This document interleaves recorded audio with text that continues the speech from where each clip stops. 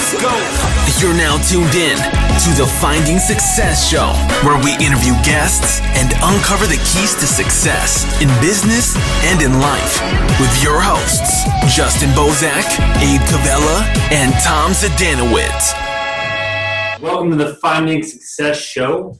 On today's show, we have Mike Barker from Heroes Sports, a gentleman I think I've met, maybe 4 or 5 years ago, just randomly out here doing a little softball tournament, raising some funds for some veterans, and he kind of took the league, I guess, or took the guys that came out and played, and turned them into his own charity.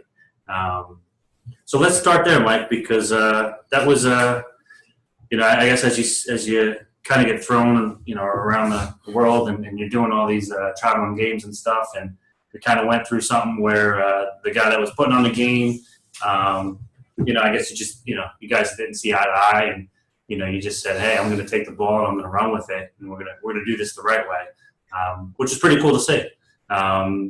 You guys came out and put on a hell of a show. That was the first charity softball game that I was part of. Definitely a good learning experience. We had a lot of good guys that were involved in that and that are still involved with Heroes Sports to this day. So, I just think it was kind of random how it all came together, from us just being sponsors and, knowing a guy that we work with, Pat Malone, who's still very involved with what's going on.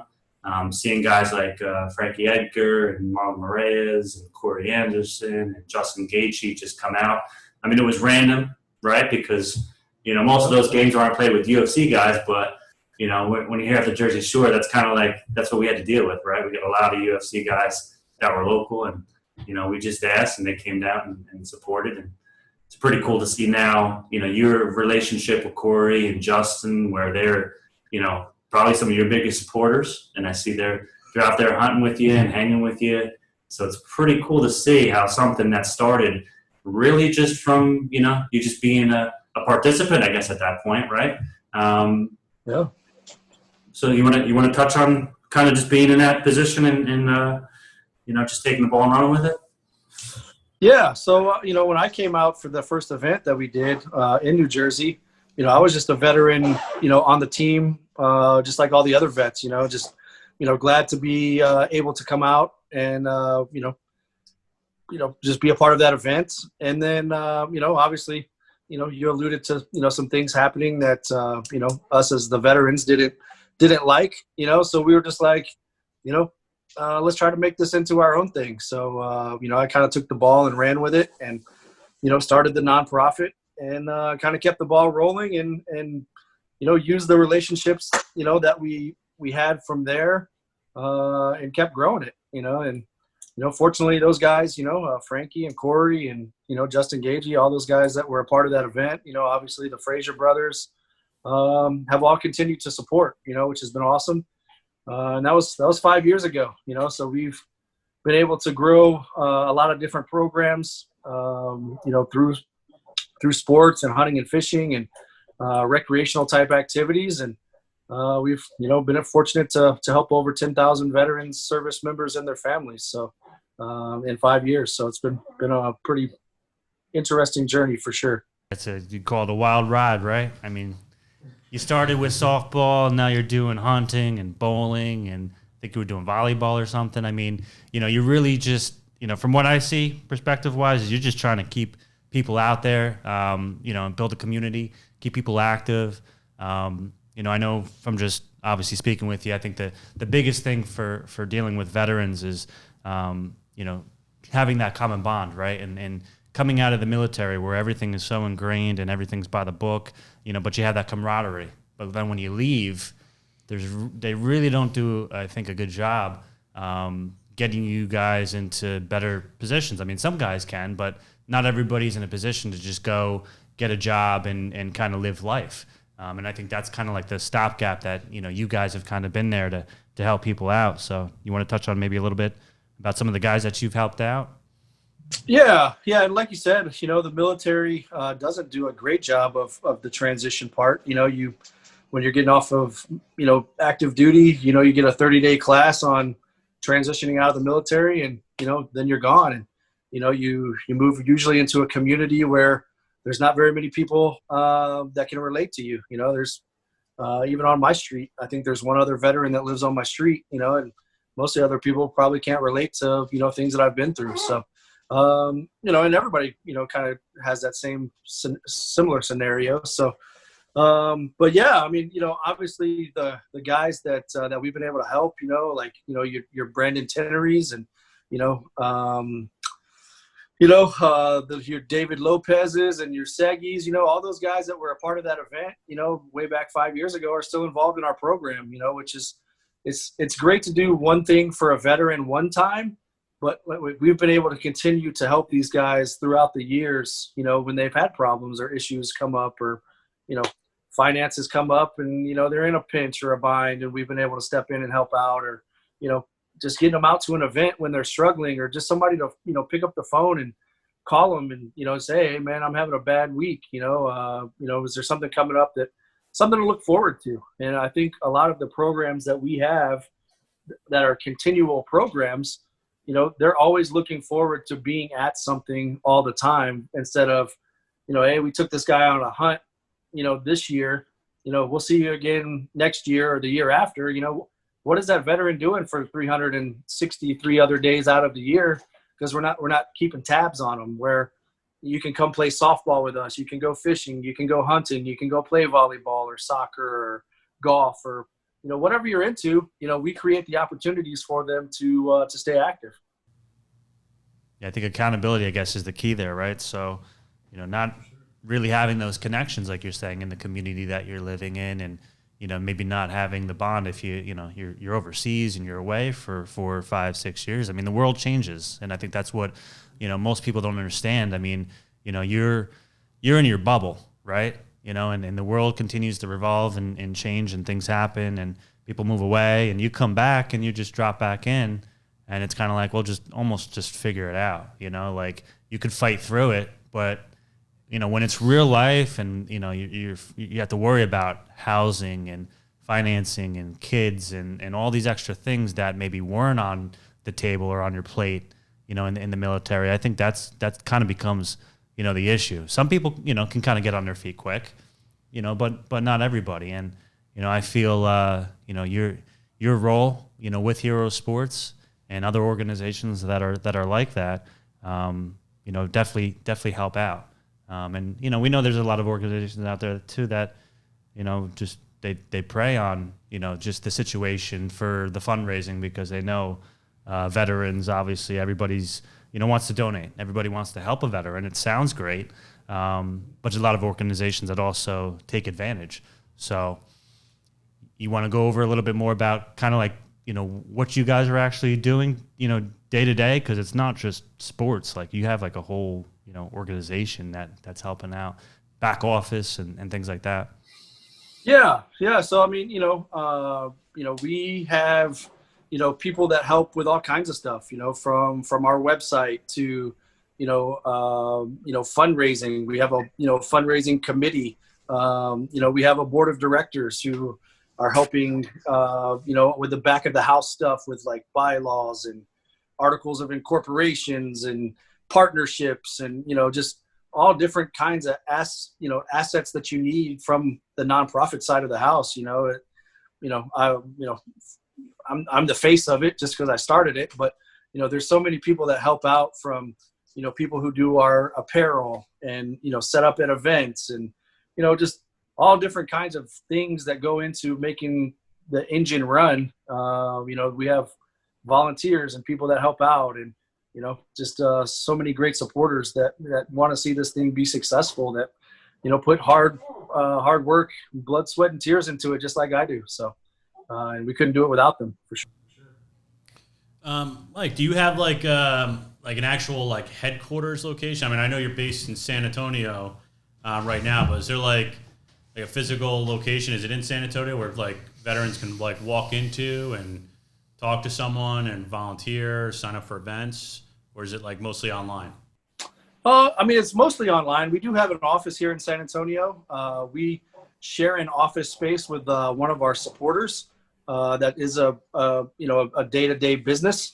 So we try to limit traffic in our office just because, there's somebody else who is running a business as well. So when veterans get together, we can get kind of loud and crazy and rambunctious a little bit. So we try to keep the foot traffic down. But, I mean, we do about 20 events a month here in San Antonio, whether it's a softball league or a golf outing or a social event or, so there's plenty of ways for people to come out and just be a part of our event.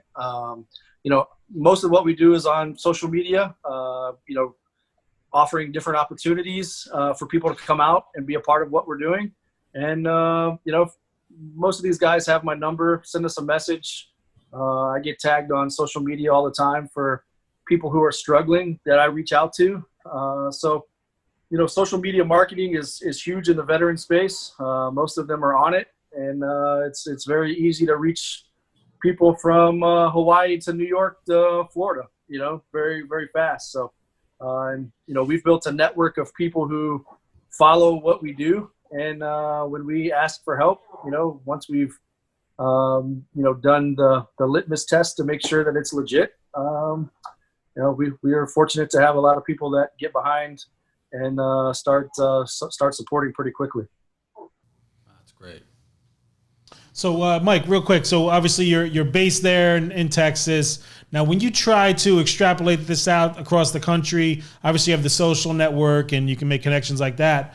Are you essentially finding someone there? They open up a chapter there or start the programs there, or are you mainly putting it around bases, or how do you factor in where you're going to start certain programs? So most of it's been done through, either people that I served with or people that I've met along the way. So we have ambassadors, people who are trying to grow programs in their hometown across the country. We have a guy in Hawaii. We have Fort Lewis, Washington. We have California, Arizona, Utah, Kansas City, where I'll be this week. We got 6 of our ambassadors meeting up at an event in Kansas City. We have obviously Texas and Nebraska. We have St. Louis. We have Kentucky. We have, Alabama, Tennessee, Florida, trying to grow on the East Coast. And that was our plan for the event in New Jersey. Trying to bring that event back was to try to continue to grow programs there. The first time that we did the event there, we didn't really have a basis of what Hero Sports was or, a growth mechanism to it for the first event. Because, like I said, I was just a veteran that was participating in the event like all the other guys. I didn't coordinate the event, just help get the veterans there. And now we do have the vehicle to help drive the growth from the perspective of doing an event to help grow it there for the local veteran community. Wow, that's awesome, man. Yeah, pretty impressive. So obviously you're traveling to Kansas City. I know that's the next event coming up. When's New Jersey on the map next? Do you have something planned in the next few months? Is it 2021? What do you think? Yeah, so 2021 was the plan. I know in February I was in New York and New Jersey with Justin Gagey. He did a autograph signing down in Manhattan. And we, obviously, Corey Anderson's there, who has become, kind of like my second brother, so to speak, obviously the idea to try to want to do something there is definitely there. We have the support, and the network there. So I think 2020 will be a big year for us in New Jersey. And we'll just have to wait and see, when you guys can open things back up and have more participants and more crowd. It's great to play in front of no crowd, but we really like to show these guys and get people out. So this weekend we're in Kansas City. The weekend after that we're in Columbus, South Carolina, and then November the 7th we're in Myrtle Beach, South Carolina. We got Stephen Wonderboy Thompson, some news anchors, some other MMA fighters that are coming out for that celebrity softball event. So we had Frankie and Corey and Roger Matthews and a few other people. Stephen Baker was going to come back out for our softball game in New Jersey. So, I mean, we have the support there. So we definitely want to do it next year.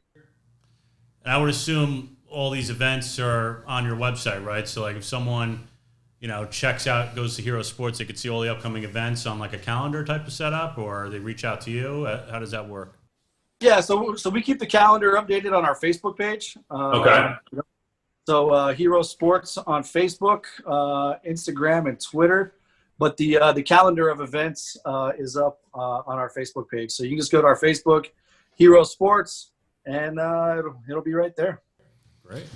So Mike, back in March, April, when COVID hit, how hard did it affect you? Did you guys have to cancel some events? How did that work out? It was awful. It's been awful here. I think from the standpoint of canceling events, obviously we did have to cancel our New Jersey event, which we had already, had some sponsors for, and had the stadium booked and athletes and supporters confirmed for. So we've had to cancel many events. We had to cancel our largest fundraiser, which is our gala dinner here in San Antonio. It's been an interesting year. We've survived, which I know a lot of charities probably won't survive. We have very little overhead, so we don't pay for an office. We don't have a whole lot of bills or anything that we have to pay for the organization. So we're all volunteer organizations. So we're very fortunate that we don't have to put out a whole lot of money. The only thing that we do have to put out for is the activities, which we've been doing a fairly good job of maintaining. We've been able to do a lot of hunting stuff. We've been able to do slow pitch softball. We've been able to do golf for the most part, since those are outdoor activities. And in Texas, you can, as long as it's not more than 100 people in a facility at one time, you can do outdoor activities. So, so we've been keeping programs rolling as much as we can, but, it's definitely been a challenging year. A lot of our supporters that were our usual donors, have had to take a step back just because they didn't know, what their business was going to be able to do this year. So it's created a lot of interesting concepts on how to raise money. Yes. Yeah, we felt. Don't sugarcoat it, Mike. We felt the pain too, but I mean, at least you're kind of national, so you can pivot to the states maybe that are less I guess guarded. New Jersey, it's illegal to sneeze nowadays. You guys probably have some a little more leniency in certain states and stuff. So did you have to kind of move to states that would allow more open concepts or no? Yeah, that's exactly what we did. Obviously Texas has stayed pretty open, so we've been able to do a lot of stuff here. We did a golf tournament up in Nebraska. We're doing a duck hunt, deer hunt up in Nebraska the next coming months. We're doing the softball tournament in Georgia next week, and then Kansas City this weekend. So we've just had to adapt and schedule things for veterans at places that we know we can accommodate stuff. So, it's definitely been challenging. We have a banquet dinner every year in California. We had to cancel that. So it's been a tough year. 2020 was supposed to be kind of our breakout year as an organization and probably be our biggest year of fundraising, but we've maintained. I wouldn't say taken a step back, but we've just maintained.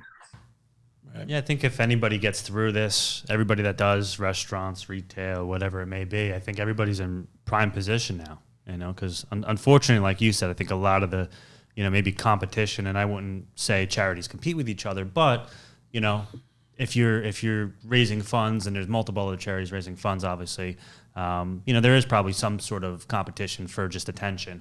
Just like You'd there be is. very surprised how competitive it is.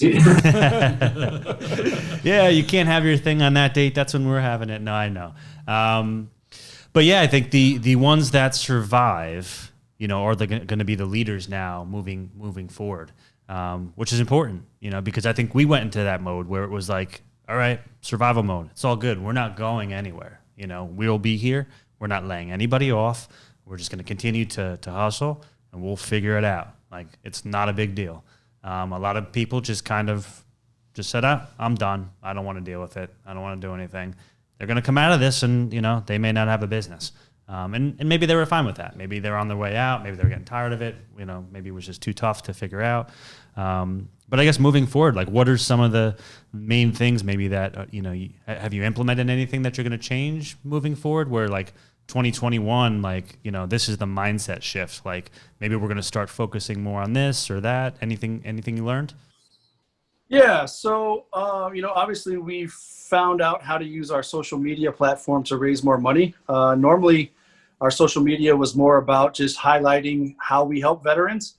But this year we were able to do a lot of raffles online, which our supporters, came out and supported greatly, so we did a lot of, like hunting raffles. We did some gun raffles. We did some sports memorabilia raffles, stuff that I have here that, we could use just to raise money. So we had never really used our social media platform for that. So, this year we were able to use, that for the sake of raising money, just because we couldn't keep providing opportunities. So I think in 2021, we'll probably do some of that, but, we'll also have back, our gala dinner where we raise, hopefully $100,000 a night. And, our dinner in California, which the previous year raised about $15,000 to $20,000 in a night, so, when you lose those types of events, you get creative pretty quick, so that's what we did, and our supporters, fortunately like what we do enough that they came out and supported. It's great.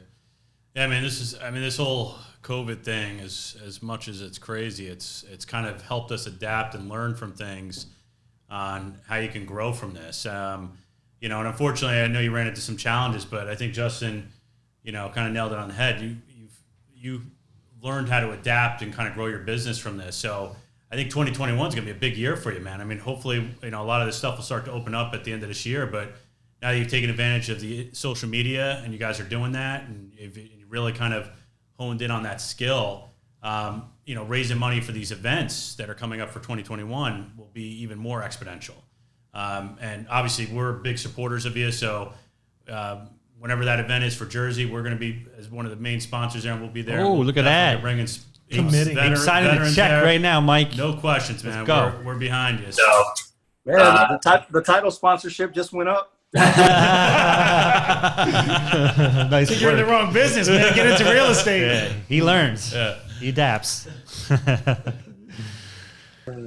But yeah, no, 2021, obviously, we haven't set a date yet for that event. I hope the Blue Claws survive. I know minor league baseball is kind of going through a restructure with MLB, and, I hope the Blue Claws survive. It's a beautiful stadium, and, we've always enjoyed doing the event there, and we're looking forward to bringing it back. And, Corey Anderson just moved over to Bellator, and he fights in Connecticut in November. So I know he's coming to my house after that fight. So we'll see.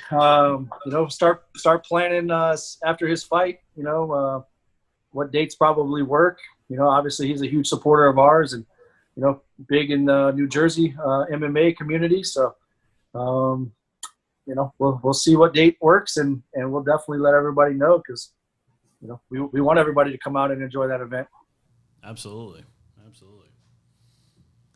So, Mike, let's go back just a little bit, I guess, because obviously when you came out here, you didn't have this job. Let's talk about, what were you doing, for work, close that gap, and then, how you made that decision to go in the military.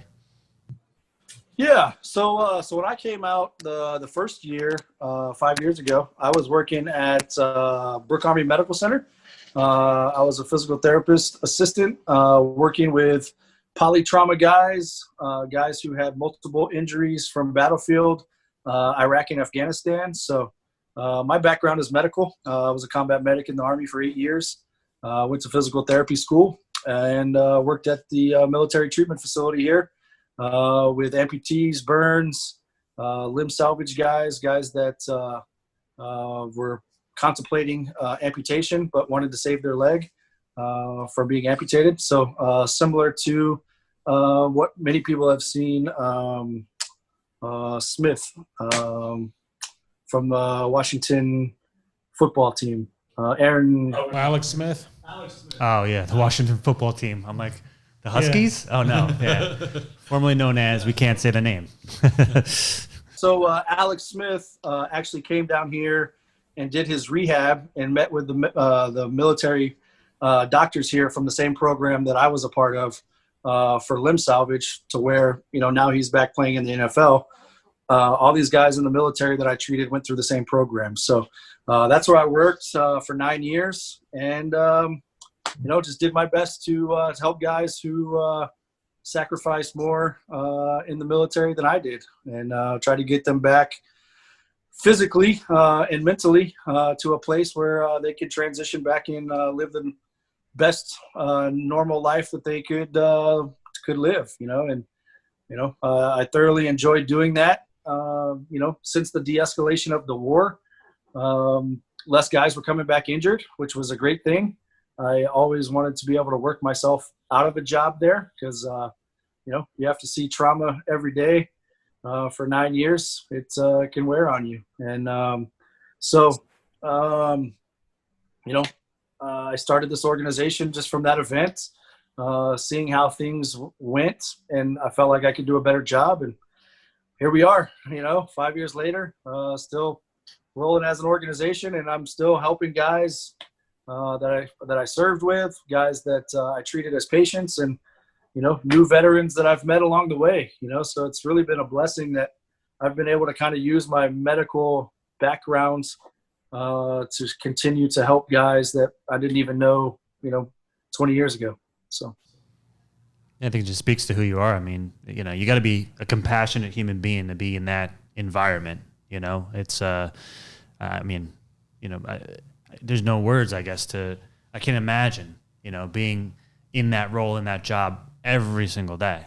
I mean, it takes a certain personality type. So, I mean, it seems like that's what maybe helped you get ready, and it's not necessarily like I have to use my medical background to help guys, but it's still, these guys still need support. They still need help, whether they're currently injured, formerly injured, or have, no injury, and just, again, need a group, or need some accountability. So you're still there. You're still like, part of the glue, I guess. It's just now it's guys that are out. Yeah, well, and the cool part too is like, how our organization is a little different is we try to get in front of the problem before it becomes a problem. Mm-hmm. So, our program is open to active duty guys, National Guard, and reservists, because eventually those guys are going to transition out of the military, and they've already got something that they're a part of while they're in. So it makes the transition part a little easier because you're already a part of some of these programs where you're playing sports with veterans, and you're, playing golf and going hunting and going fishing and, doing all these things. So we've almost become kind of a transition organization because we do offer programs to guys who are currently serving. And then our program is also open to honorably discharged veterans, which are guys who serve that maybe got out after 4 years or 12 years or 18 years and don't have a combat related injury, but they're eligible to participate just as well as the guy who served for 2 years and was hit by an IED or an RPG or shot, or regardless of how you serve. My point is I wanted to honor those who did serve and create a way for them to all participate alongside each other through an organization. So that's how ours is a little different because, regardless of how you served or if you were injured or not injured or, 2 years or 20 years, you're eligible to participate just like anyone else. No, that's great. I mean, you use the word that we use a lot in this industry of real estate, and it's proactive, and I feel a lot of people in business, in general, just with everything, just aren't proactive. They're more reactive, and if you're just reactive, you just keep putting out fires, right? I mean, you could do, quote unquote, your job being reactive, but, are you really doing a service, to the people that you're working for by not being, maybe proactive or creating systems that allow you to be proactive? So that's cool that you guys look at that, look at the charity the same way. And it's not just, oh, you need help, let me help you, reactive. It's, I'm going to help you learn how to do this, this, and this, and then maybe you won't, you won't need help, right? It's Well, and then the activities that we provide are, the sexy part of the organization. Going out and playing softball, or going hunting, or going fishing, or going to a concert or a sporting event. That's how we bring people in. A lot of what people don't see is the struggle that a veteran has, either financially, with job placement, emotionally, mentally. Those are things that we do that people don't ever even see. One of the things that I was very adamant about is I don't want to showcase someone's struggle to get support. I don't feel like we have to tell the sob stories that happen behind the scenes just so people donate money. That happens, and we help a lot of veterans through issues like that.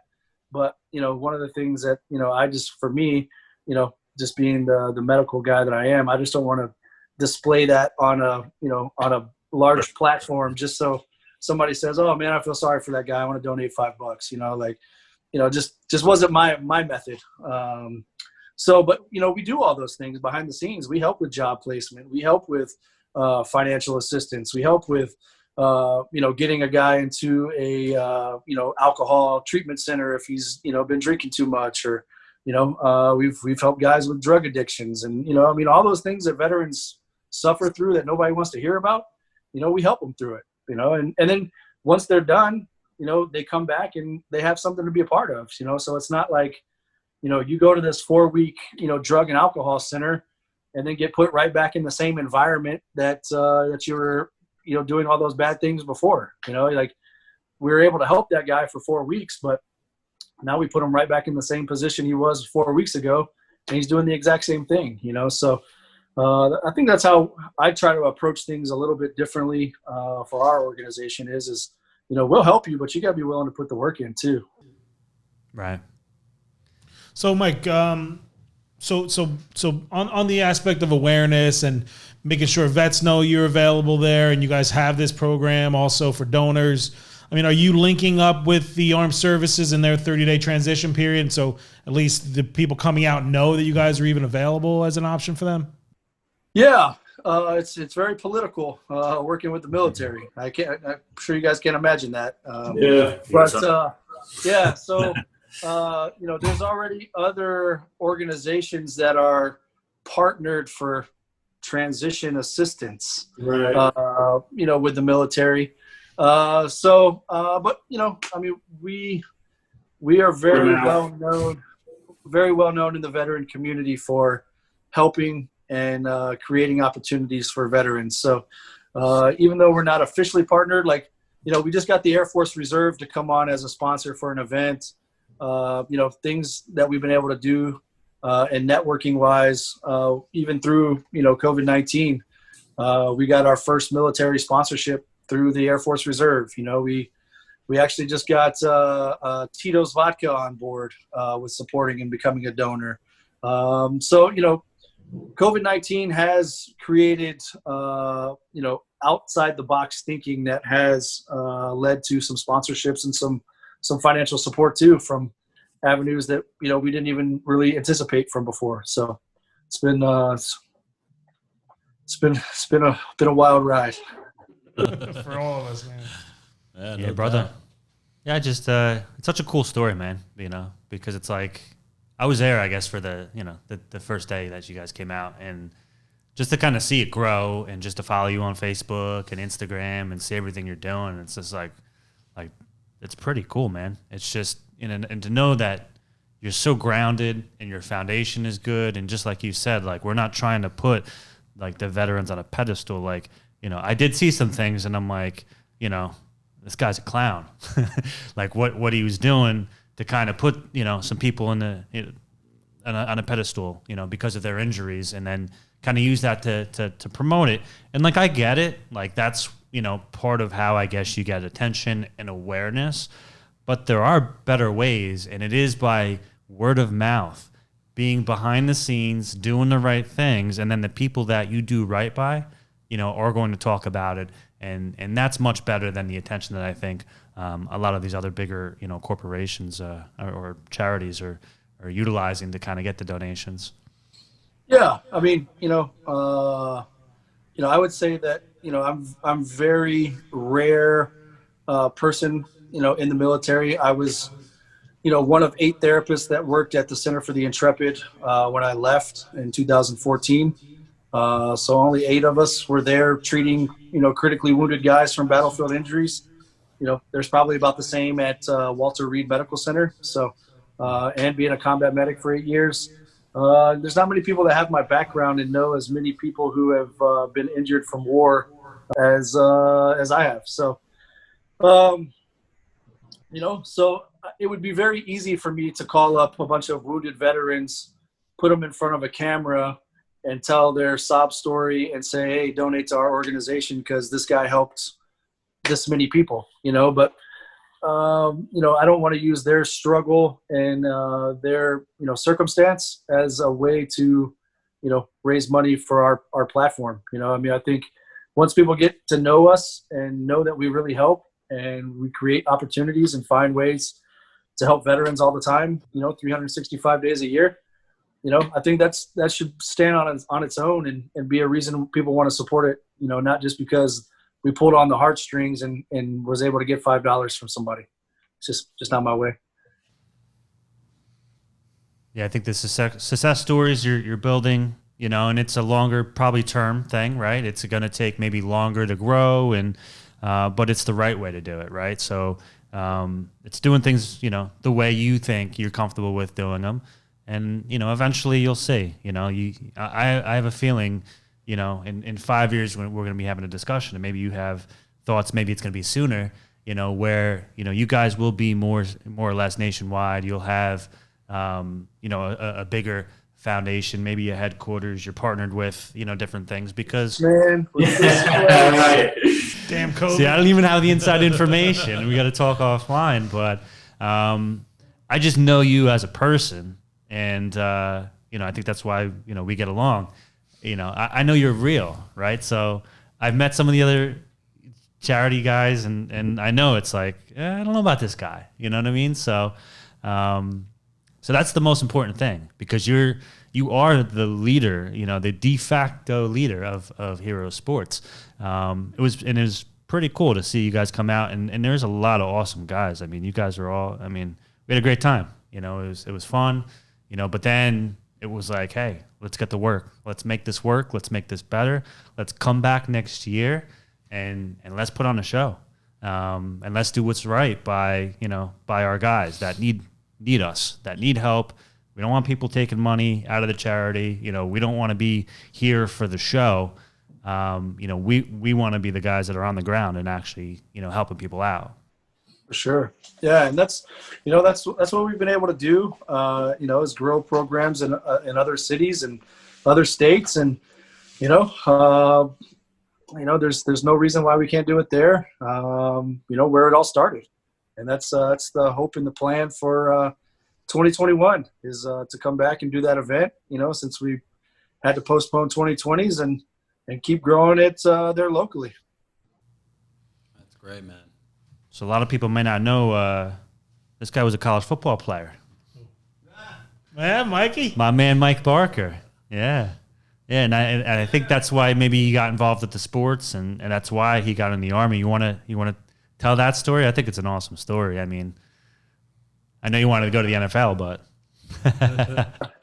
Yeah, so I played college football at Northern Illinois University, and just played more football than I went to school, and had to make some life choices there after playing football. And I had the realization that I don't think the NFL is for me. Once I got to college and found out that the top 10% of all high school players make it to college, I was one of those, and I wasn't in the top 1% of the 10%. So that make it to the NFL. So I had to figure it out pretty quick. Joined the Army. Knew I wanted to do something medical. I was pre-physical therapy major at Northern Illinois. So wanted to do something in the medical field my whole life, and joined as a combat medic. And then served and went to physical therapy school, and I found out that your dream is is only a dream sometimes, and I really thought that coming out of high school that I would play in the NFL. That was the dream, and I was a pretty good baseball player too. Had some offers to go play baseball, and chose football over baseball. Probably the dumbest decision I ever made in my life, because when you get to college, man, yeah. I mean, I was at Northern Illinois. Dante Culpepper was at Central Florida. We played against them. Randy Moss was at Marshall. We played against them. There was a lot of good players. One of my offensive linemen that I played defense. One of our offensive linemen was the starting right tackle, left tackle, some years depending on the year for the Indianapolis Colts when Peyton Manning was there. His name was Ryan Diem. Going against these guys in practice every day, man, it's I promise, being a good high school football player does not mean that you're going to be a good college football player. So, there's just bigger, faster, stronger, and those guys were, and my dad's retired Army, so I did have military background and mentorship, and I went home and. My dad was like, "What about joining the military?" And it's like, "Sure, let's do it." So that's what I did, and never regretted one day of serving. I was glad to do it. Would do it again in a heartbeat, but glad it's over too. A lot more fun playing softball, right? Yeah, there's definitely some days that are challenging in the service. So it's the best worst days of your life. So I tell people. Well, man, we all admire what you've done, obviously, and where you've been, and we respect it, and we appreciate it, and we thank you for it. So. Yeah, absolutely, man. Thank you again for your service. And, even though the professional NFL career didn't work out, there was obviously a greater purpose for you. And that greater purpose was you creating this organization helping veterans. I mean, a lot of them need help, and you're the beacon of light for them. So I commend you for that, man, and can't thank you enough. Yeah, well, I appreciate you guys, man. We can be a sounding board for veterans through the organization, but we cannot do it without great supporters like yourselves. So, like I said, Justin was a huge support system for us when we first got this thing off the ground, and even 5 years later, he still answers my phone. So I must be doing something right. Nah, we have fun, man. I mean, listen, life's short, right? In the grand scheme of things, it's what can you do with your life? Like Abe said, for purpose. So, we do real estate, and we have a business and all that. But I mean, at the end of the day, like. If you're not making impacts and doing things in the community and helping people out, I mean, I don't know. That to me, that's more gratifying than, driving a Lamborghini.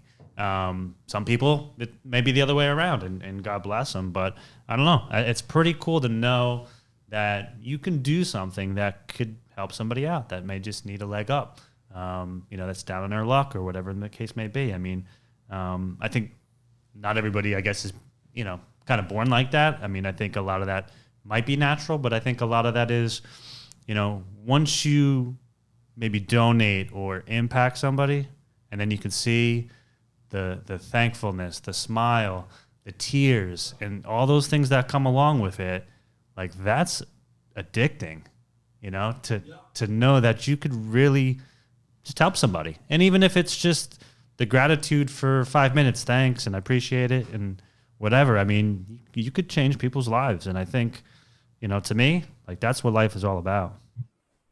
Yep. If you can see it, you can feel it, and you can touch it, it makes a whole lasting impact, man. And I, you know, that's what keeps fueling my fire, man, to continue to want to build this and grow it, you know, because, you know, like you guys said, you know, I found my purpose. This is my purpose, to find ways to help veterans.